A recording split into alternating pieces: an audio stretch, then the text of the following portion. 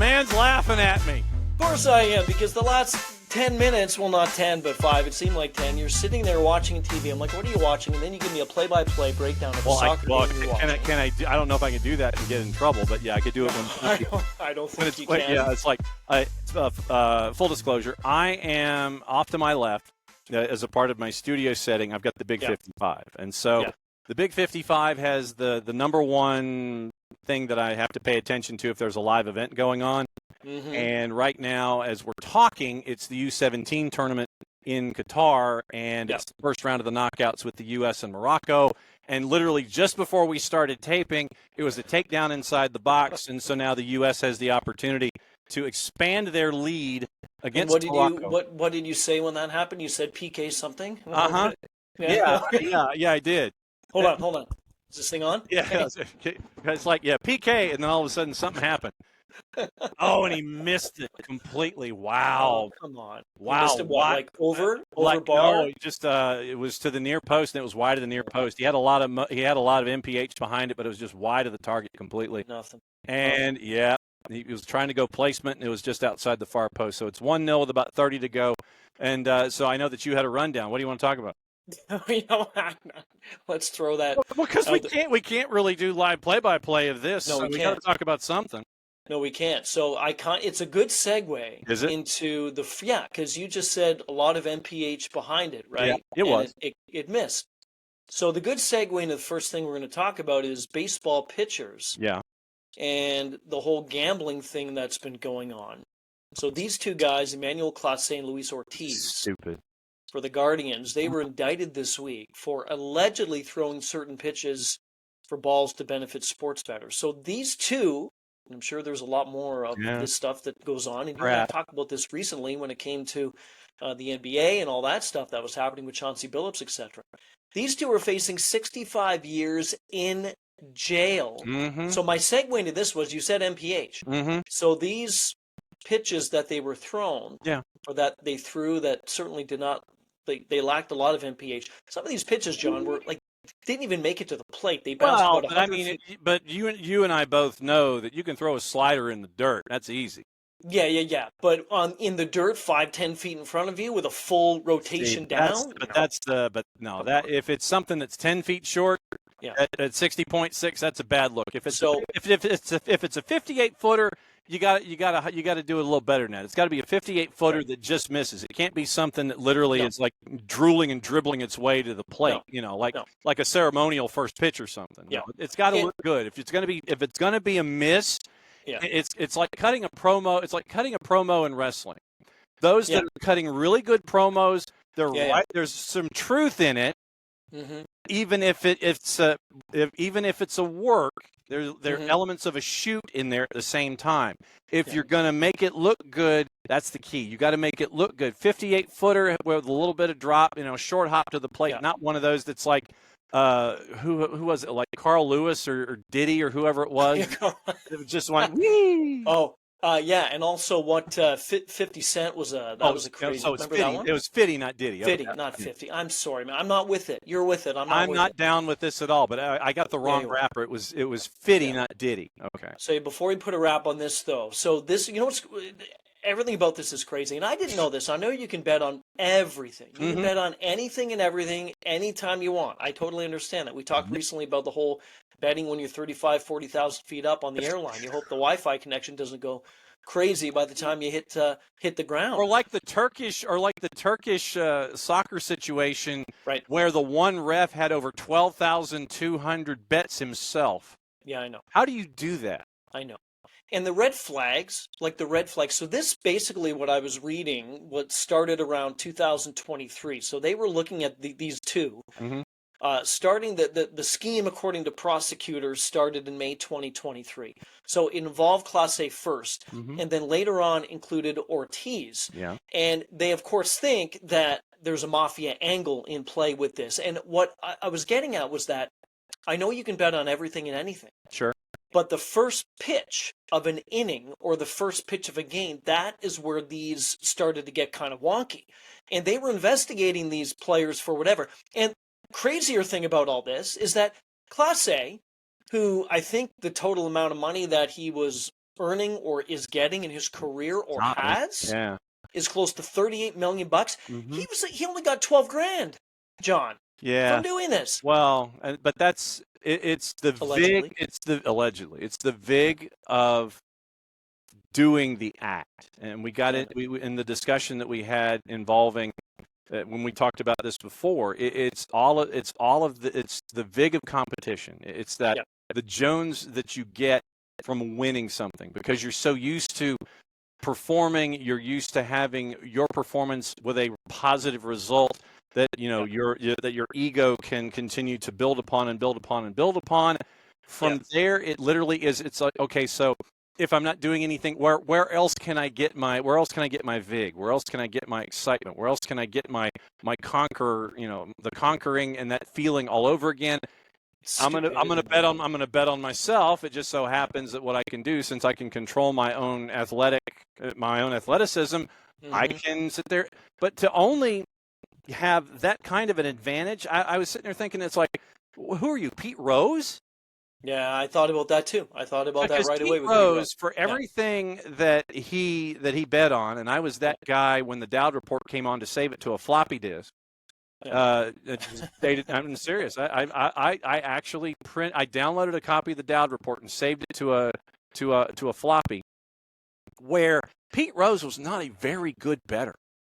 No. And so I don't know if that 12 grand is just the pluses and the minuses, where Clase just isn't really good when it comes to controlling him being bad, or if that was just, we'll float you a little bit for everything that's a success. I don't know if he was undefeated and only got 12 grand out of the deal allegedly, or if it was trying to be bad and not being good at being bad to help out the bettors. So that would be my big question here. Yeah, and the numbers supposedly with the indictment is that in total, the charges, Clase caused his co-conspirator bettors to win at least 400 grand. Okay. In the fraudulent bets. How stupid do you have to be, though, John? Pitch tracking happens every day during every game and every night during every night. Every single pitch is documented. Yeah. And I actually looked, too, back in 23. This guy was throwing 101 right down the middle. He was throwing 99 painting the corners. His slider, not low 90s, high 80s. And then all of a sudden, on these certain pitches, you completely throw in the tank? Come on, man. Oops. Yeah. I didn't mean to take 7 miles an hour off of my best pitch and throw it 10 feet in front of the plate. I'm sorry. I short-armed it. That's my bad. Come on. I want your thoughts on this. Major League Baseball is having a golf tournament. I know you're so interested in the whole Sabalenka Kyrgios thing. Yes.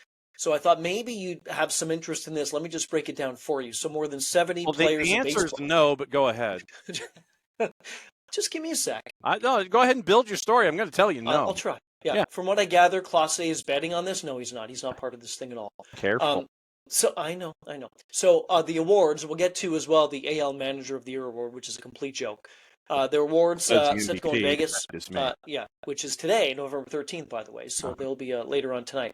Tons of great players or whatever. So basically, this golf tournament is going to be played at Shadow Creek.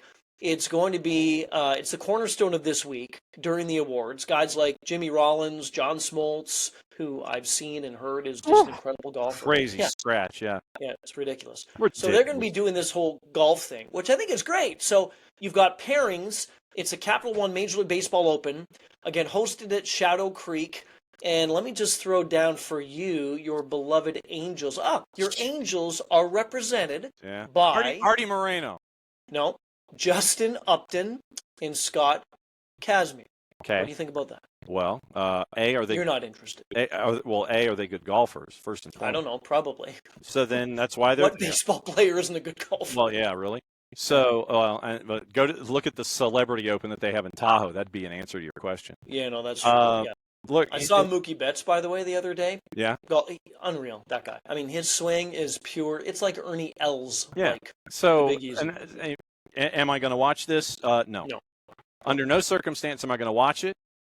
And look, man, I got too much other stuff going on. I'm not going to spend some casual time sitting there seeing baseball players play a different sport. That doesn't do anything for me. That doesn't excite you. No, it does not.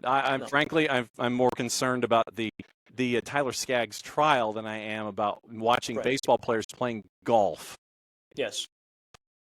So, Are you? no, I'm not watching the blanking baseball players playing golf tournament. Yeah. No, I know. Okay, so what are your thoughts on this then? Sure.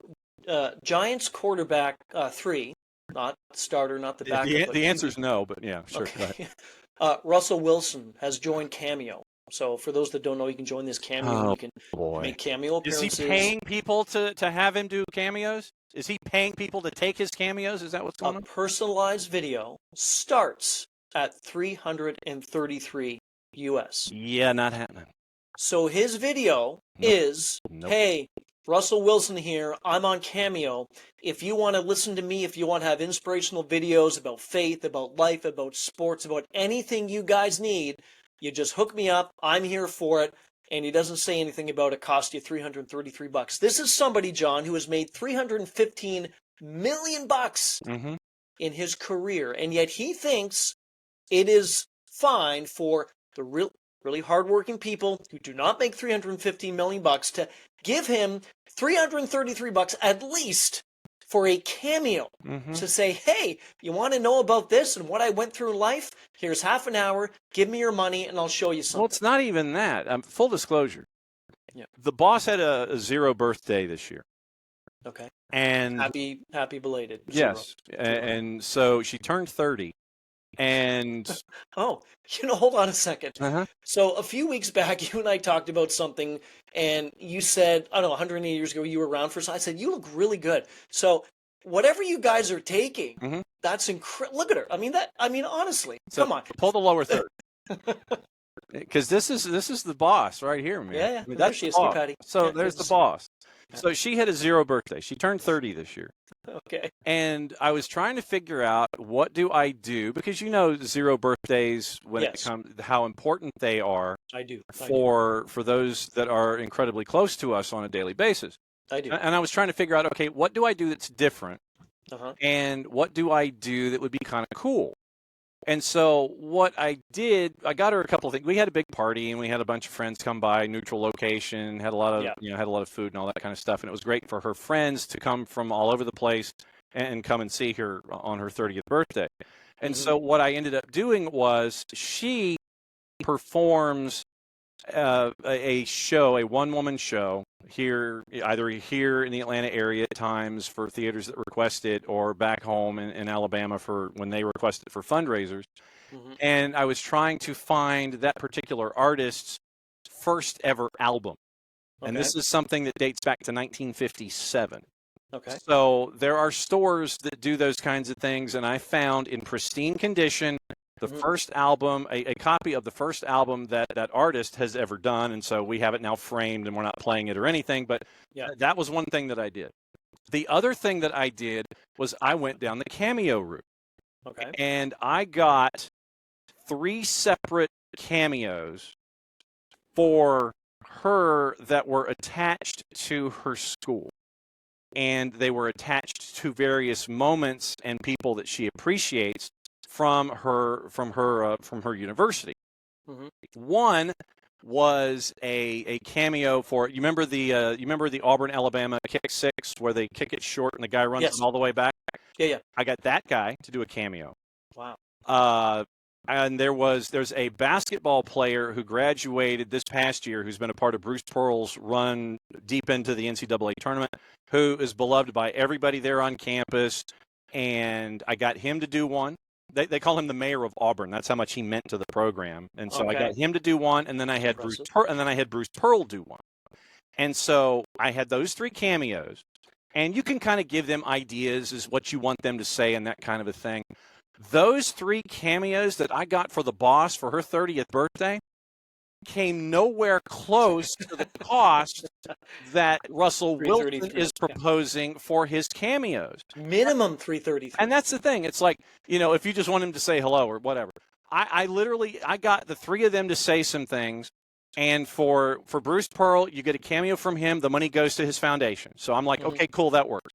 And then for the basketball player who recently graduated, and for that Auburn football player who's a part of Auburn football history, you give them some clues. They come up with this thing. And she was over the moon that those two individuals said what they said, wishing her a happy birthday. And so the cost of those cameos, 3, was nowhere close to that Russell Wilson cameo. And so under no circumstance am I dropping a car insurance payment. So let's think. So car insurance. That's a whole other discussion. The car insurance payment, Russell Wilson for 90 seconds on cameo.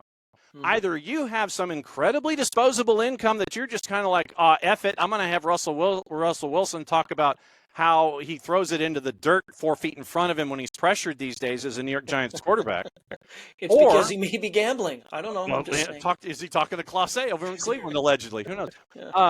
Or do you have something with meaning that you can kind of steer and have fun with it? Cameo has a great purpose.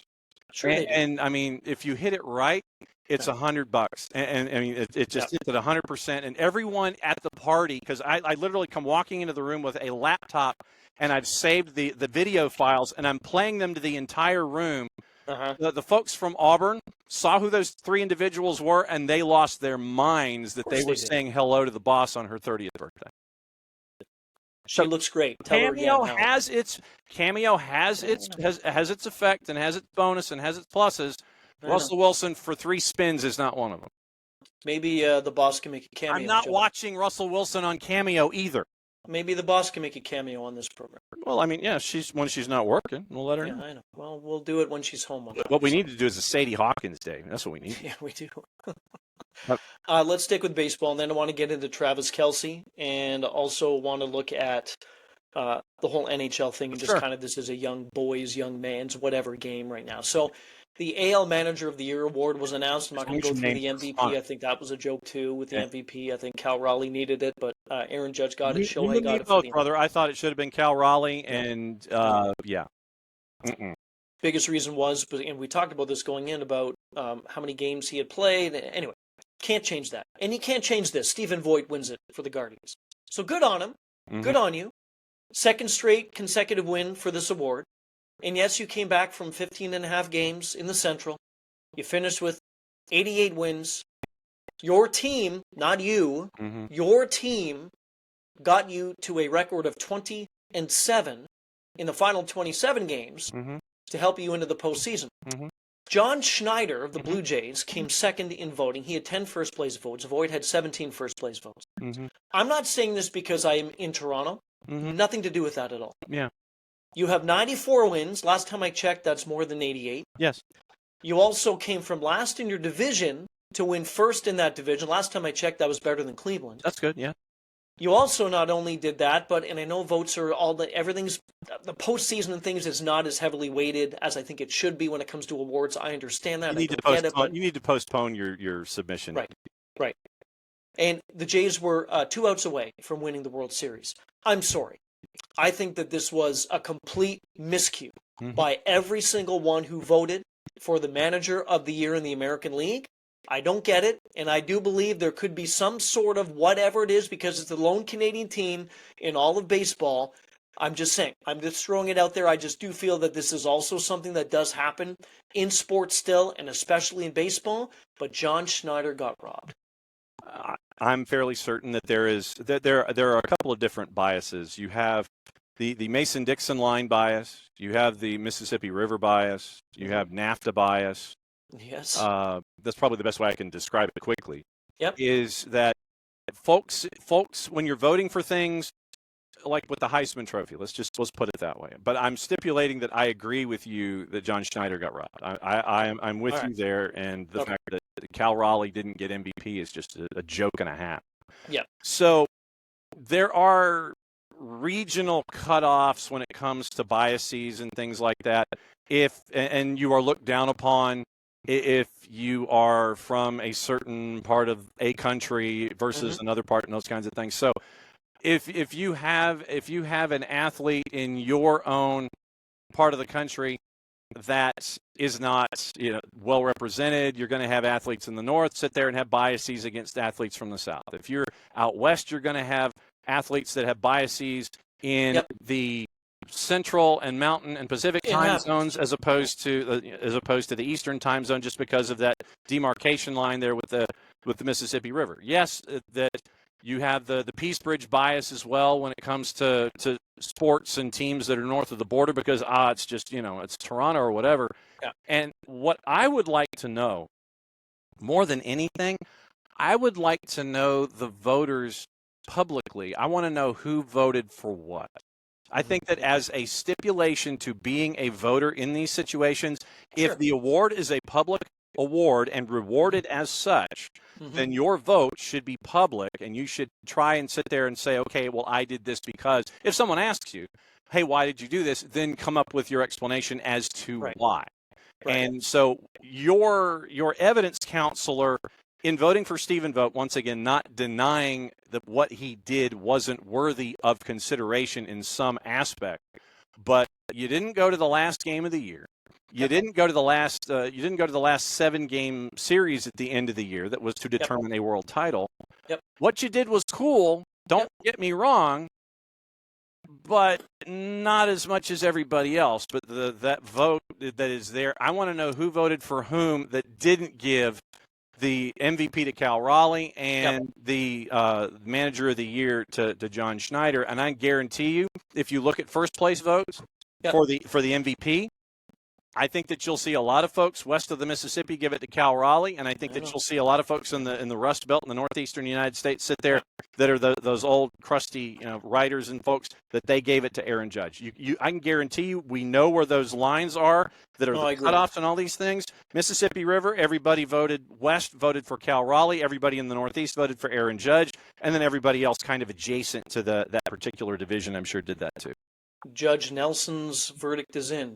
There you go. Yeah, he agrees with Ryan Paton on this one. Yeah, every article I read, too, about the manager of the year, they cited the last month of the season and what the Guardians did. So? Last time I checked, baseball is a 162-game marathon. You're banking it on what? The final month. 20% of the season is what you're giving the vote to Stephen Vogt on.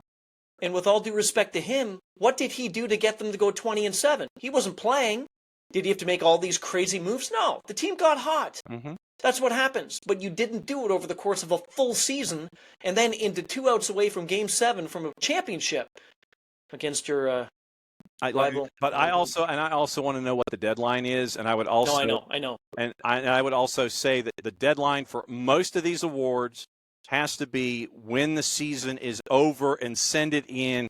Here's your email. Send it back to us within the next day or two. We'll come up with the same thing. Season's been over for how long, Pates? What, about a week? Yeah. Like a week. So, look, season's over. Series is over. Yep. Last games of the year are done. Send out your email to the 2BWAA. All right, I need it by X time Sunday. If it's not here, it doesn't count. Give me your vote first thing Monday morning. We come out with the award today. You're done. I agree. It ain't hard. No, it's not. 2 more. Quick NHL talk, and then we'll get into Travis Kelce. Speaking of money, he's not making Taylor Swift pay money for a cameo of him when he sees her, but I think he can get it for free. He spent a lot of money on her. I'll tell you in a second. So the NHL right now, as you know, John, it's the best it's ever been. And it's the CHL. It's the Connor Hockey League. Right, exactly. So I said this the other day, and I tweeted it out, that now you have 2 players in the game that you can refer to just with their first name being Connor. Every time you talked about McDavid, it's Connor, but now you got Bedard. My point here is this, is that we are being witness to, number one, the present of the game and the future of the game. And yes, the future still remains guys like Connor McDavid, Jack Eichel, other ones, insert 3, 4, 5, 6, whoever you want. Yeah. Also, the elder statesmen of the game are playing extraordinarily well. Crosby off to a great start. Malkin is. Corey Perry. Ovechkin still lighting the lamp as well. But right now, you have these 18, 19, 20-year-olds, Matthew Schaefer, Leo Carlson, Connor Bedard, Macklin Celebrini, doing what they are doing at the age that they're doing it at. And Anaheim's playing well. San Jose is playing well. Chicago's playing better. The Islanders are playing fine. But these 4 kids, John, again, they're late teens, early 20, like 20 years and some odd how many days. Kind of like Patty, 20 years and plus whatever. these kids are changing the way the game is right now to, again, looking down the road. We're in great shape for the next, 15, 20 years. And then you have a whole new crop of youngsters coming in whenever that is the case.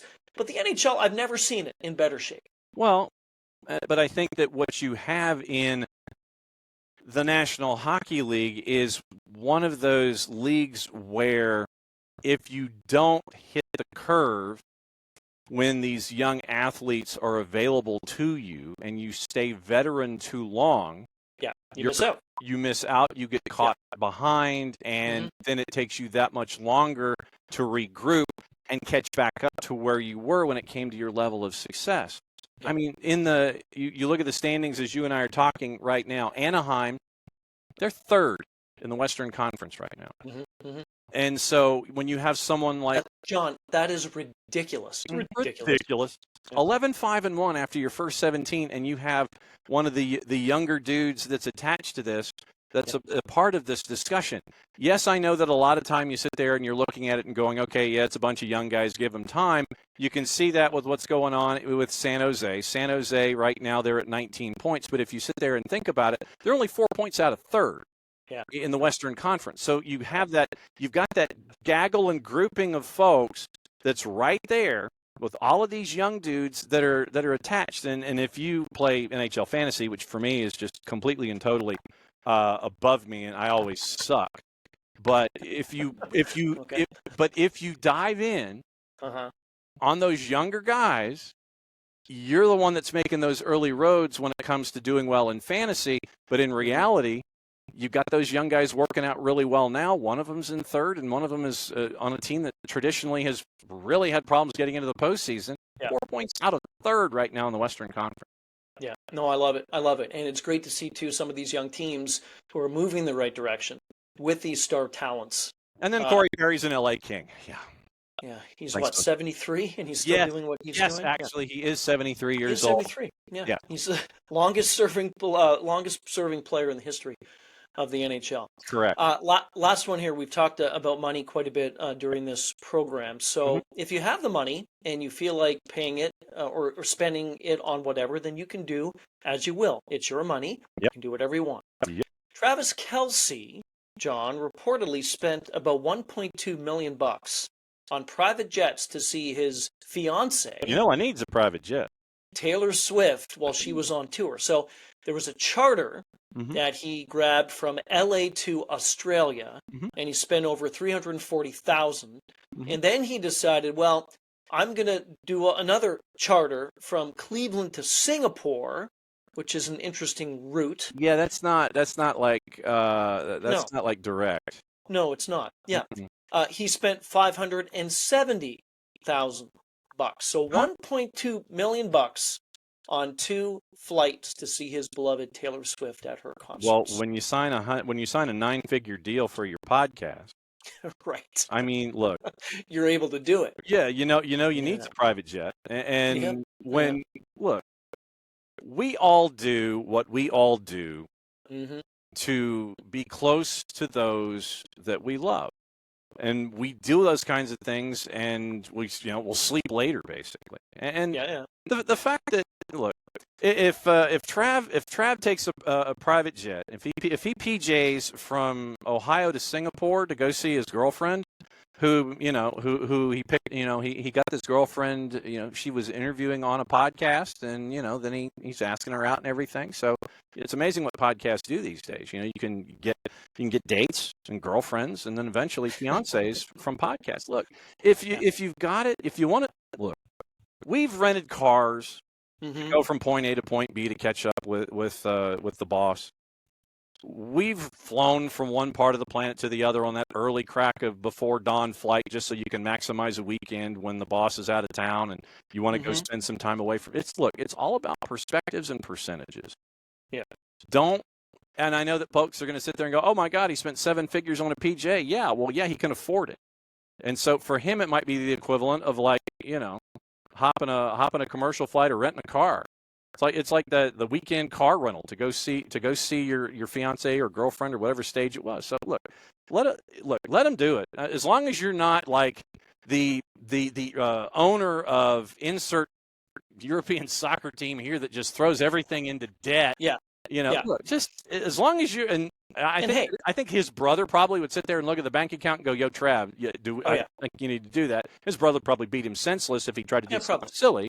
But no, if you've got the money, do it. Don't worry about it, and let them do their thing. It's a different orbit. We do our things in our orbit. They do their things in their orbit. Is the man happy? By all indications, yes. Let him do his thing, and if it's in a PJ, it's a PJ. And I think there's nothing wrong with it whatsoever. It's just an extraordinary amount for me. By the way, that flight that he went from Cleveland to Singapore, we talked about what an odd route that is. There's no direct. Yeah. So it was 19 hours. Yeah. So 19 hours. Seattle. And guess where they likely stopped to refuel? Take a guess. And again, my hint to you is these extravagant places. What's one of the more extravagant places in the world that people go to? What he went from Cleveland to Vegas, and then went Vegas to Singapore. He went to Dubai. Oh, he went the other way. Okay. Yeah, refueled in Dubai and then made his way to Singapore. All right, good. Well, good on you, man. I mean, look, the fact is, you dropped 19 hours to go see your girlfriend at the time.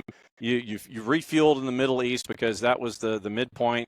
And I imagine you probably just slept on the plane most of the time, and then you got to go spend time with her. Good on you. We all do the same things. It's just in cars and planes. Yeah, he made a non-Swift flight enjoyable. So he wasn't a Swifties there, was what you're saying? Hey, you brought that up. I know I did. Always end the show with some sort of whatever. Okay, soccer game done, by the way. We got to go. Is it over? No, 89th minute, USA hanging on 1-0, and the game's kind of getting stretched, and you got a bunch of tired athletes out there. And, all right. And we're tied at 1. Thanks for bringing that up. Nicely done. I appreciate it. Beautiful. That's great. Thank you, John. Thank you.